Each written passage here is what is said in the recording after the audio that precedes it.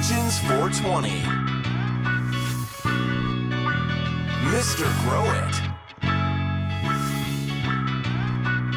And Rob from Cannabis Lifestyle TV. From the Stash Podcast. From the Stash Podcast, welcome back. We are finally here. It's your boy Rob from Cannabis Lifestyle TV, Chris, a.k.a. Mr. Grow It, and Pigeons 420. We are here. How's it going, guys? What's up? Pretty damn good. I feel like I haven't seen you guys in forever. It's been a minute. Yeah, it's been a minute. Yeah. Digging the shirt.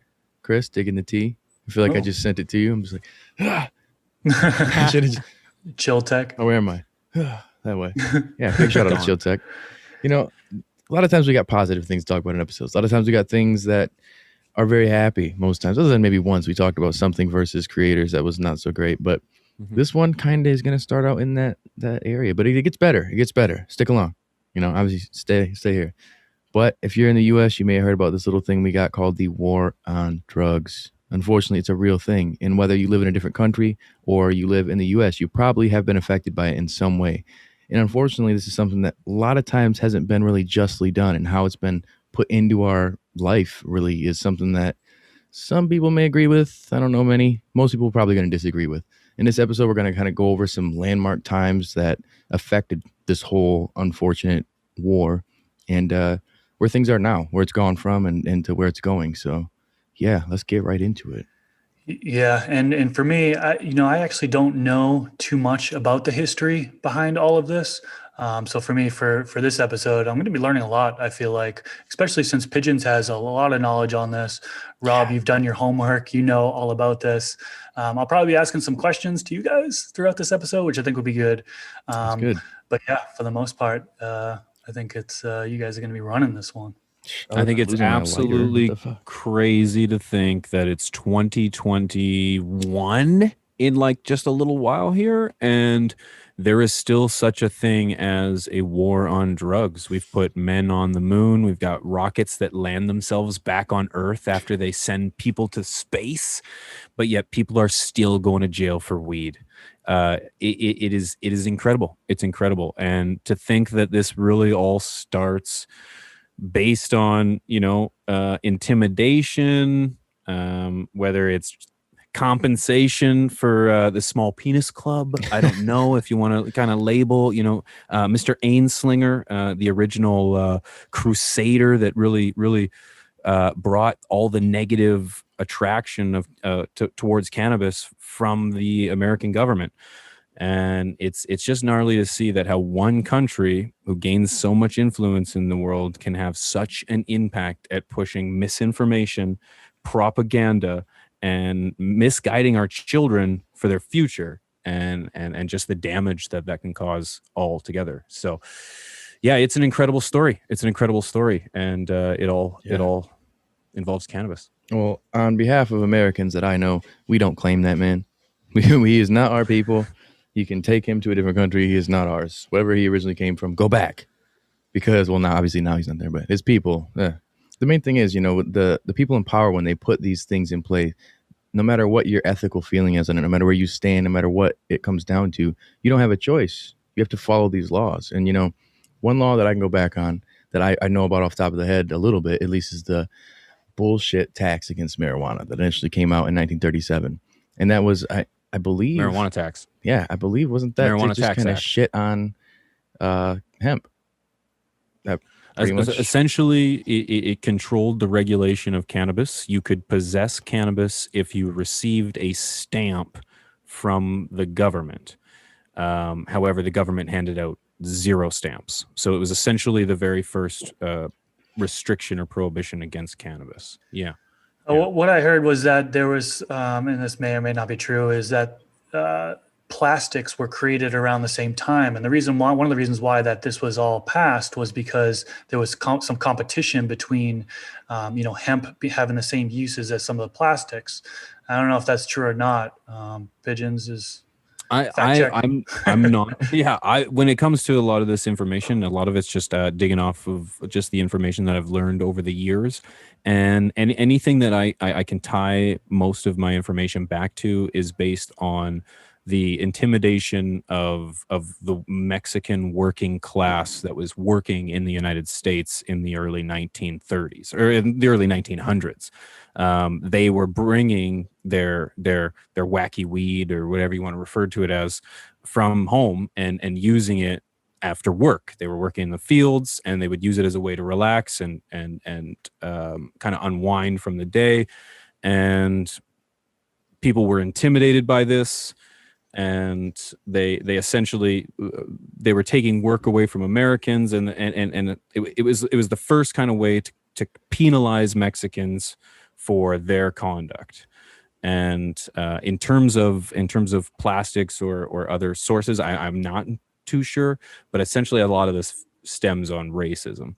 Yeah, for sure. And I think a lot of people, they will attribute things to different industries like cotton, plastics, things like that. Even cement, I've heard before people talk about that.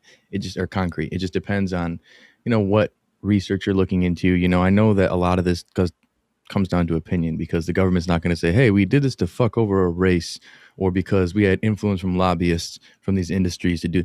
They put it in place, and no matter what our opinion is, we can't do anything about it. And that's the most frustrating thing. I mean, I guess we can vote the right people in, but sometimes who you want to vote in doesn't necessarily align with the belief system with the masses. Like, you fast forward to 1970, a lot of people thought Nixon was going to be that guy. I guess I don't know why they did, but some people did, until he signed in the Controlled Substance Act, which, certain controlled substance makes sense, of course, until you talk about classifying, the beautiful sweet leaf herb as number one. Right in the mix is the worst. It's addictive. It's so bad. It's going to ruin people's lives. Like, it's amazing that anyone with a brain, scientists, medical professionals, anyone would classify cannabis as a Schedule I narcotic. It's amazing. And then something like codeine down number 5, that I know people who abuse that way more. Like, I mean, it's insane. There's been deaths. Well, it wasn't scientists, and it wasn't intelligent intellects that were passing these policies. It was our politicians. It's important to note that the war on drugs was ill-named from the start. I believe it was Woody Harrelson that once said that it was a war on non-corporated drugs. You still have alcohol and tobacco. Your two leading killing, death-causing products that are fully unregulated and at full exposure to children at really any rate. These were well-established companies. They were well incorporated. I do think that the argument that Chris mentioned in terms of the intimidation of plastics to the hemp industry certainly could have been an argument there, because as cannabis is obviously a derivative of hemp, you're going to have intimidation there, and maybe some regulatory intimidation or backing by these corporations to these politicians. So there is an argument to think that there'd be influenced by outside factors, but it's important to know that it wasn't a war on drugs. There's a handful of drugs that get thrown into this mix. This is just a war on non-corporated drugs. For the most part. I mean, you look at things though that were pushed through, like really fucked up, is having mandatory sentencing in certain scenarios that are a joke, and no knock warrants. That's definitely an issue. We know recently there's a big scenario that's gone on with the no knock warrants. People just walking into houses, and if you're an American, you have the right to bear arms, and somebody walks into my house, they might catch something, whether it's fists or something more than that, we'll say. And no knock warrants don't work for me. That's crazy that someone would implement that and put that out there as a thing, and think that that's okay to allow, and especially in a country like the U.S. where we're in a state to bear arms. We're in a place that people are going to protect their home and their assets, and you're going to just allow anyone to come in your house. It's not anyone, it's police, obviously, but you don't know in the middle of the night. So putting that in 1971, that's definitely a long time ago. You think about it. Not everybody has that. States obviously change what they want to do, but I know Kentucky is one that has had that. I got an uncle who lives out there, and got family who lives there. And there's a lot of debate when it comes into that. I see the argument, I guess, for it if you're trying to be sneaky, but we're not the place to do that.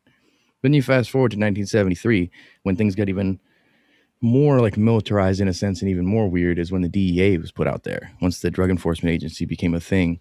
And that's Nixon, of course, he seemingly pushed very, very heavy on all this stuff. I don't know if there was outside influence or what, but the guy's known for some corruption. And funny enough, so his domestic policy chief, John, I'll butcher the name. That's what I do. Take a dab every time I butcher a name. It's Elkerman. He's in Harper Magazine, whatever. So he explained that Nixon had two enemies, and this is quote, the anti-war left and black people. He said that we knew we couldn't make it illegal to be either against the war or black, but by getting the public to associate the hippies with marijuana and the blacks with heroin and then criminalizing both heavily, we could disrupt both those communities. We could arrest their leaders, raid their homes, break up their meetings, and vilify them night after night on the evening news. Did we know we were lying about the drugs? Of course we did. That's just like, it grinds my gears even reading. It literally makes my stomach hurt. Like my chest tenses when I read it. It's like, is that real? Or is it somebody who just was mad at Nixon after the fact or what? But it sounds very Nixon-y from the history books.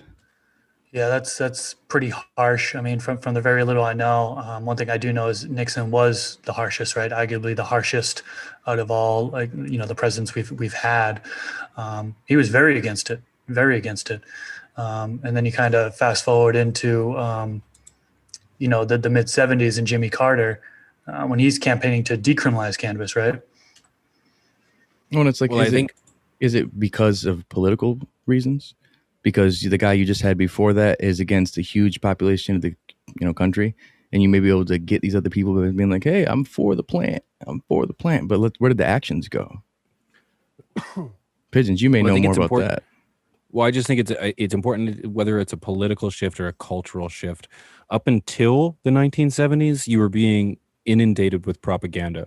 That's when you were having reefer madness. That's when the government was telling you that if you ingested cannabis, they had a spiritual twist on it as well. Turn into a rapist and shit as soon as you smoke a joint. In the grips of Satan. It was the gateway drug for our children. They campaigned on the fact that heroin addicts became heroin addicts because they tried cannabis. So by the time you get to the 70s and you get a guy like Nixon who now becomes hard on drugs because you've got a country that's shifting, and you had an entire generation of the 60s that used the plant, questioned why they're being told from their educational sources and from their government that it is such a horrible plant, but yet you've got musicians and you've got actors and you've got a lot of artists that are using it as a way to inspire incite creativity. So, but come the 70s, you've got a government that's trying, it is on its grasp. It's on its last leg to try to make a real impact on the cultural shift that's happening, to just tell people that if you use drugs, we will find you. It was destined to see that these people were going to get a little bit older and then question. And then, of course, moving slowly forward, you then start to see a lot of these actions. You start to see cannabis use. You start to see references in movies and film and in music. And so this shift starts to happen. And of course, we all know that government is a very slow moving body to begin with. So it's not going to catch up very fast, especially when a lot of these representatives are much older than the general population. They're gonna lag. And so, needless to say, I don't think it's a political or an outside force. I think you more see a cultural force. People are tired of being lied to, and they're in their face while seeing the exact opposite. So, and then I believe that's what starts to lead into a Carter administration that would then start to promote the decriminalization or the regulation of cannabis on some level. Well, and it seems like things shifted differently. The attack was the hippies on LSD with the Manson family and things like that. And it went from cannabis to being LSD and mind-altering substances that are deeper. That was more of the worry, not necessarily cannabis. And I think that a lot of it is pop culture. They've made it really soft and bubbly and funny with Cheech and Chong. And it's ha, ha, ha, look at these goofy stoners, Totally different feeling than what it was years prior. There was nothing at all you'd see like that. Maybe someone would smoke a marijuana cigarette, but it wasn't in a funny sense, Some of these ads, and I know we have some younger audience that a lot of this happened before they were born, myself included. But if you search on YouTube, reefer madness ads, some of it you actually think that it's fake because it's just so ludicrous. Some of the things that they were saying. it's out of control. And so if you ever want to, this if you ever want to played laugh about on it, your radio, this played on your TV. Everywhere. Like, this is something that the government was literally throwing at people with zero evidence. The Nixon administration was handed with a study done by a council in which he put together that was to study the essentially the effects of cannabis. And it found that all of the allegations that there was no effect on productivity, that people did not have a perpetuation for sex, that they didn't get violent. And Nixon took that finding and threw it right in the trash without reading it. So it just goes to show that this is stubbornness. This is little dick syndrome. And it was a last grab at saving power, that as a politician, you had to come down hard on crime, because particularly as an American president, you don't have the control over his individual states as perhaps another leader does. And cannabis gave the federal government its overreach on all states. And that's where Nixon would try to use that intimidation to get that power and apply it to try to save face. Unfortunately, that crook bastard obviously didn't get a whole lot of positive things in the U.S. And unfortunately, Jimmy Carter, I mean, he had good thoughts and good beliefs, man, but it didn't. The push for cannabis didn't go too far. I believe I read something. Oh, hang on, there's Google. There's a quick edit. Fuck off, Google.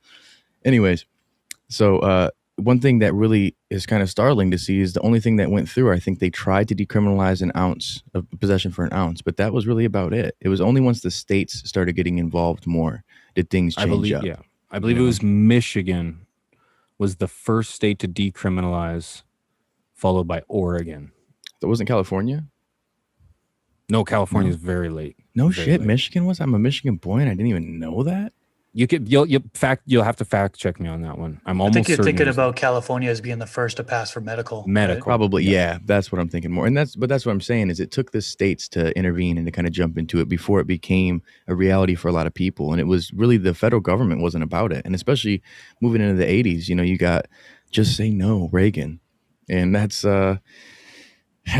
didn't really help. I don't know. And for the drug addicts of the world who have serious problems, when the crack epidemic was a serious issue, just saying no wasn't necessarily the easiest thing for some of these people. They needed real help. And instead they were treated like full criminals and prosecuted and treated awful. Like when you push forward to 1986, Congress passed the Anti-Drug Abuse Act. So you had mandatory minimum prison sentences for certain drug offenses. In particular, though, higher for crack cocaine, which is notoriously known to be more into the black community, not necessarily with it happened to be more with the black community, not necessarily with like people who were, let's say, disco people, or it's the 80s, so disco wasn't even popping. It's before my time, guys. I'm 90s baby. But whatever was in the 80s, you also have in the 80s, I believe Reagan goes to the UN and champions and gets an international committee of over 100 countries to sign essentially prohibiting cannabis.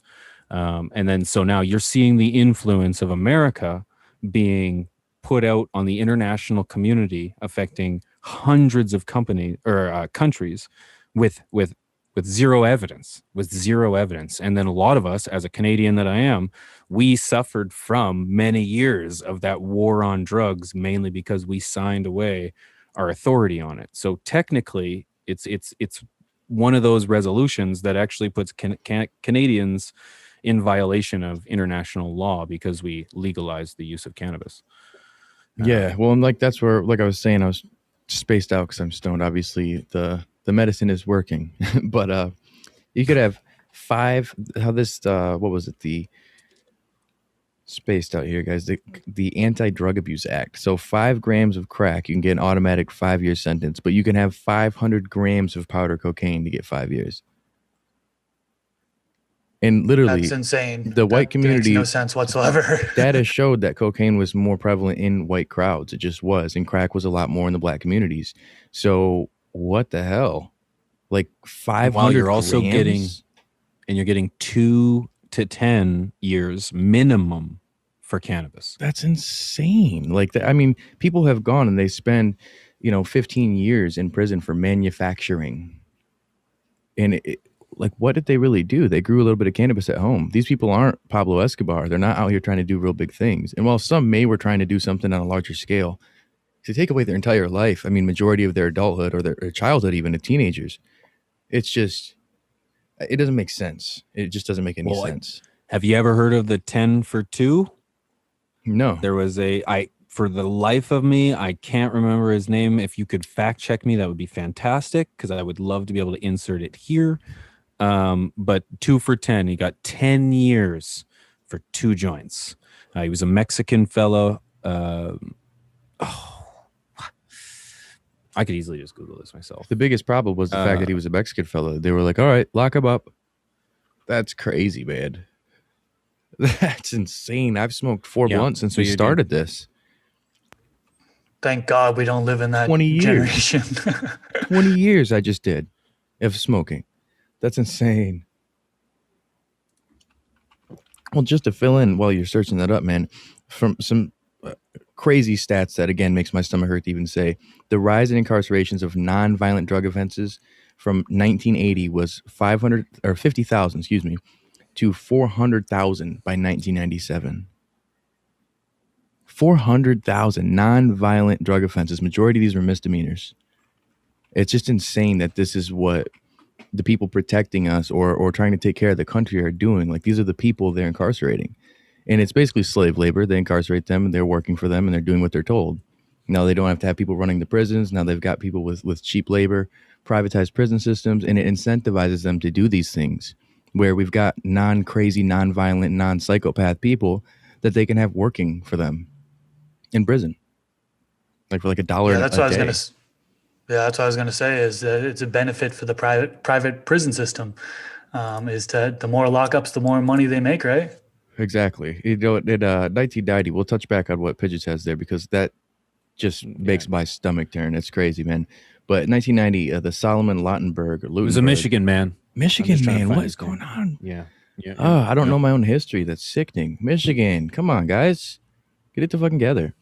So they created this amendment that was called, in 1990, the Solomon Lottenberg Amendment. Smoke a joint, lose your license.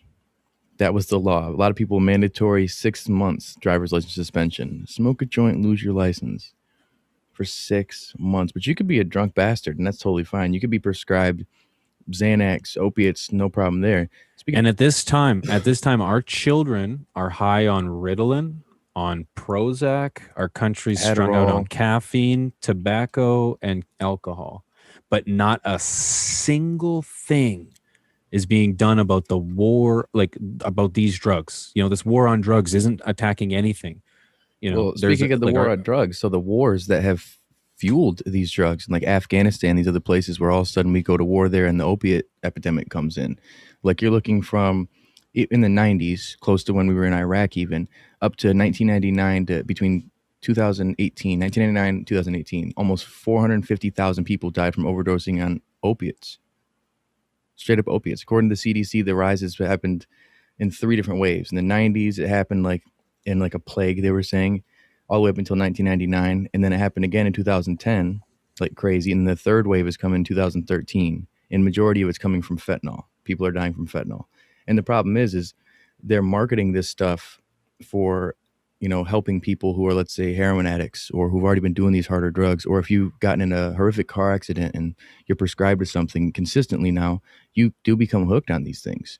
That's okay though, right? Only just recently is the war on the opiate crisis been a thing, but this was literally fueled by the war on drugs. Literally.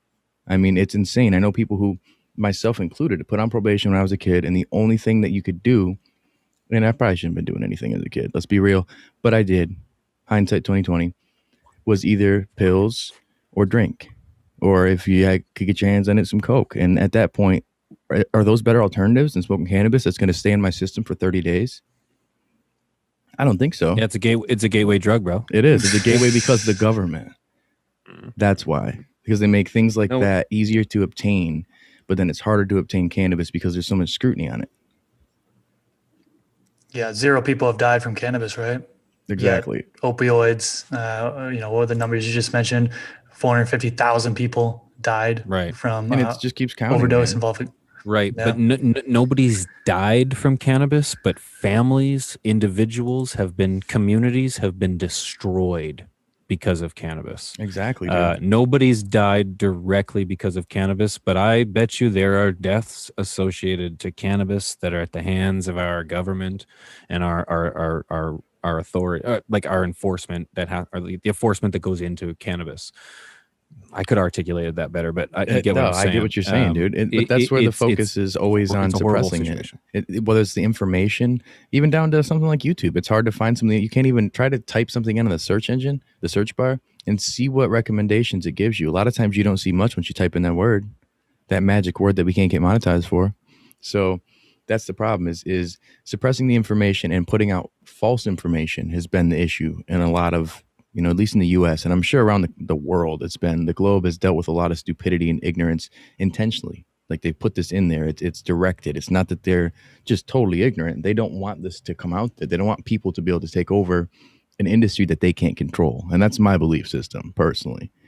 But then in a lot of these cases, these countries are don't have the resources and the technological advancements of the United States and depend upon a nation that leads nations to provide us with valid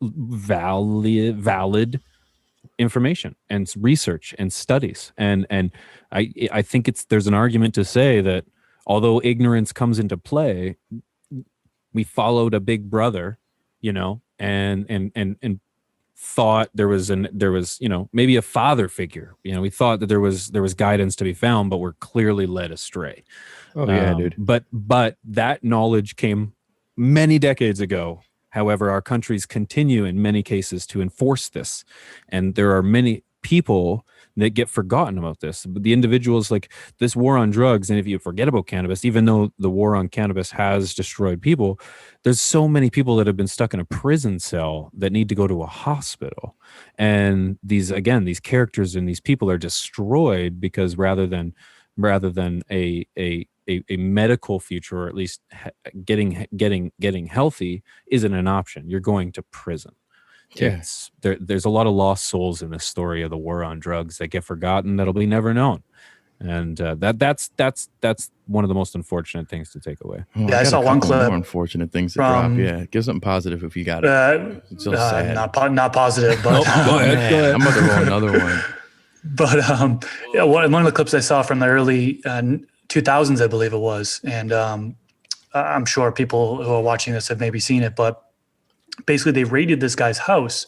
They found paraphernalia in his trash. So they went through his trash that was laying out on his curb, went through his trash, found some paraphernalia, and then went ahead and just full out busted down his door, shot his dog, killed his dog, and then took the guy out in handcuffs. And all he had on the actual in his house, like a half gram or a gram or something like that, a couple grams, like next to nothing. And his life changed. I mean, he went to jail, and I don't know what happened after that, but very unfortunate. And I'm sure there's crazy. thousands of stories. Oh my stories. God, I feel for him. I had my house raided. It wasn't that bad. I mean, they pepper sprayed my dog. It was over a dude I was friends with, heavy ass air quotes, if you're listening, who ended up breaking into my house after I let him stay there, right? Because he was homeless. Let him stay there. Broke into my house, stole some pipes, broke into my mom's room, stole some bud from her because she's, my whole family's been consumers forever. And then proceeded to get busted and then say that he got it all from me at my house. Like I hooked him up with it, right? So they came while I'm at school and I'm in middle school and I get a call saying, bro, your house is getting kicked in. I'm like, shut the fuck up. Don't even mess with me, man. We're in the suburbs. Ain't shit going on. Nope. They were in my house, raiding my house for a metal bowl and some roaches and a dime bag of like seedy ass brickweed. The war on drugs. The war on drugs, baby. The amount of resources that went into that moment right there. Yeah. Well, and that's the thing is, so some dickhead who really put a lot of emphasis and resources for doing things like this, these raids, was good old G.W. Bush, who now all of a sudden people aren't so mad at anymore. He's a decent guy. I don't know. I thought he was a piece of shit, but I guess he's not. So, hang on, a little blackout screen. So his term, by the end of his term, there was about 40,000 military-style SWAT raids on Americans every year. And most of those were nonviolent drug offenders, and they were misdemeanors. 40,000 a year. And what did he get? He got 8 years, right? He got reelected. Mm-hmm. That's quite a bit Mm-hmm. in America. So attacking the American people on nonviolent misdemeanor drug military-style raids, like literally kicking in your door, dressed as SWAT teams with like bear mace, Dog the Bounty Hunter on steroids. Like, it's just insane to think that that's the kind of stuff that was going on. And people were doing it for medical marijuana. Even you got a legal country or a legal state, which you have an illegal country who it's federally legal. So up until 2014, the government was allowed to go in and to raid dispensaries that were operating completely legally and doing everything completely on the up and up. But because it's federally illegal, it's not on the up and up. But it's legal in their state. So that they were interfering with it. And there was the Cole memorandum that was actually put out in 2013, and that was by the Justice Department. In 2014, there was get ready to dab, guys, Herrera-Backer Farr Amendment, as the U.S. House passed it, requiring annual renewal, and it prohibits the Justice Department from interfering with implementation of state medical cannabis laws. Now, unfortunately, the current soon-to-be-passed administration here in the U.S. Got rid of that right away. Immediately. They were like, you know what? Fuck that. We're jumping in if we want to. Which is crazy. But one positive thing they did do in 2018 is they passed the Farm Bill, which now makes it so something that's so innocent as hemp, which was legal for a long time, now being legal again, because it was illegal for a very long time for no good reason, which is pretty cool. You know, yeah. I think it's been since, 1970? The Farm Bill puts... Like, it just essentially opens up the market. Still a massive amount of restrictions. Oh, yeah. Even how do you get your hemp seeds? Not the ones you put in your food. No. And it opens it up for agricultural exploitation. Exactly. And Big Brother to come in and, not Big Brother, big corporate. A little more money. Yeah, big corporate to come in and take over. And that's what CBD really spiked, right? Once the Farm Bill. I mean, I know somebody who everybody's got CBDs. Yeah, everyone. I know somebody who has a farm, and you know, he's going from the growing all the way to the processing, and he even has retail shops and stuff like that. But CBD, that's all you hear about in the news ever since the Farm Bill was passed. You know, it's a good thing, but I don't know. It's become saturated. You can't even rent movies if you physically rent movies still. You can also get CBDs there, or if you go tanning, you can also get CBDs there. Or if you get gas, you can also get CBDs there. Or if you get groceries, you can also get CBDs there. It's fucking insane, man. The quality varies, but everybody can do it now, you know, and that's cool. Shout out to the administration for doing that, you know, good and bad and a lot. At least they're not Nixon, you know, but the states. And those are supposed to have less than 0.3% THC, right? Yeah. And what they're finding, what I found is they're finding a lot of them have more than that. So as far as the accuracy of test labs and people falsifying test lab results and stuff like that, I thought that's pretty interesting. But yeah, less than 0.3% THC is what's supposed to be in these CBD products. So you're just selling boof. I've seen flour at where I get my Rellos. They got CBD flour for like $40 for a quarter. I'm like, what is that ugly looking shit? That's weird. And then people buy it and smoke it. And like, that's cool. Do your thing. You know, but like I was going to say, the states are the difference makers. You know, fast forward to now, 2020, the biggest, most, I'd have to say, front runner of being progressive in the movement of cannabis and of really drugs in general would be Oregon, man. Measure 110, decriminalizing all drugs. We talked about it. We mentioned it. What was going to happen? Well, it hasn't been implemented quite yet, but that's huge. I mean, for some people, it's huge, but it's a big pivot from what the federal government's done for so long. And I you know, round of applause for changing. We'll see how the people handle it and then see how it's implemented. And that's the main difference maker is bills and what's said initially compared to how it's implemented usually vary. They don't seem to kind of go hand in hand. And you think it would because that's implementation with a plan, you know, but no, things usually change. You got counties, you've got, you know, the municipals who will totally change rules. I know where I live, we just got our first medical dispensary and it's still not open. And we've been medical since 2008 and it's 2021 basically. So it just really depends on where you're at and how things are going. I've seen other states now have passed for recreational and for medical, states I didn't expect at all to. So it's been the states that are doing this. And if all of the states can work together instead of having weird plans and weird bills, this whole war on drugs is not going to be a thing. They won't be able to, there's no war. You know, it's a fight against reality.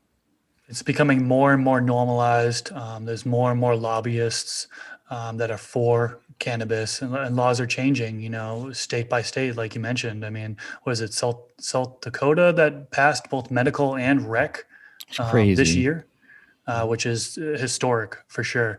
But yeah, I mean, the more it's passed, the more that it's normalized, the more industry that's there, you know, it's going to lead to more and more legalization, which is good. I think what's important to remember, though, is that it's the war on drugs is unfortunately going to just transition to a war on regulation. The idea that the government is just going to go entirely hands off cannabis or drugs entirely is unlikely. What we're seeing here in Canada, and I cannot speak for any other location, is that it's the government. It's not a matter of legalization. It's a matter of legalization for who has access to this legal cannabis. The amount of regulations, where you can access it, who you can access it from, the amount you can possess it, if you can grow it, how much you can grow it, where you can take it, where you can consume it. You can't give it to your friends. You know, there's the amount of regulations on top of something that just grows on the side of the road and forever has is incredible. So without some kind of pushback from the people, and ultimately at the end of the day, it is because of the people that have pushed back that you have seen a transformation or a revolution of the government's stance on cannabis and drugs in general. So be vigilant. Participate in your local votes, in your local elections, so that you have a voice on the direction of something that affects people. People use drugs. People use stimulants, depressants. They need drugs, and it's not a matter of getting rid of them. It's a matter of addressing it and making it acceptable, letting people choose. Hey, man, you always got these gold nuggets, Pigeon.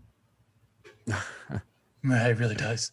Go ahead. I'd love to know, the viewers, what you guys think. Where is the future of cannabis, especially with this new administration, right? I think, Kamala Harris had mentioned, and Biden, they're looking to decriminalize potentially across the board on a federal avenue. Do you think that's actually going to happen or no? I'd love to know the thoughts in the comment section below for sure.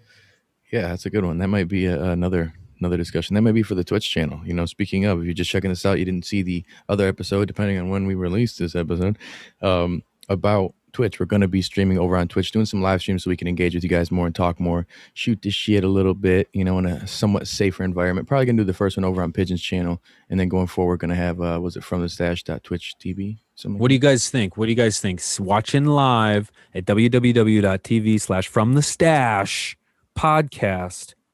What do you think? Should we bring it live? Do you guys want to check it out? Let us know in the comment section below. That would make sense. That would make sense. And if you're listening, get into Discords.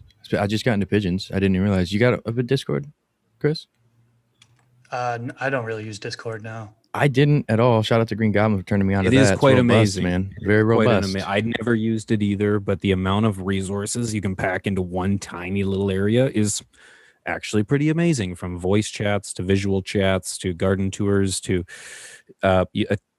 tiered subscription areas to information and question areas to game locations. It's quite amazing, and it's all in one little hub. Yeah, I know I'm new to it as of just a couple months, so maybe we do a Discord, or I think you already have a Discord, right, Rob? 420 Growers Club Discord. But and Pigeons Twitch, Discord, I just jumped in that. I think Twitch would be good because we could also do like just smoke sessions or a question and answer. I know there's a lot of questions that are within the comment section that I think it would be good to just hang out, do a smoke session, just answer some questions and hang out with you guys. So yeah, let us know if you want to see that. And if we do have one by the time this is released, it'll be linked down below for sure. Yeah, and linked. Thank you for letting us know if otherwise. But yeah, I think that really covers it. Obviously great like this, guys. If you like it, always a great chat, man. Always enjoy talking with you guys. I'm going to talk to you guys after we hit end still, because that's how much we talk together. For about another 45 minutes. You know what I'm saying? So I think... do you want to join? Yeah, you guys could join. TV/fromthestash. Boom. That being said, this is Rob from Cannabis Lifestyle TV, Chris, a.k.a. Mr. Grow It, Pigeons 420. We'll see y'all next week.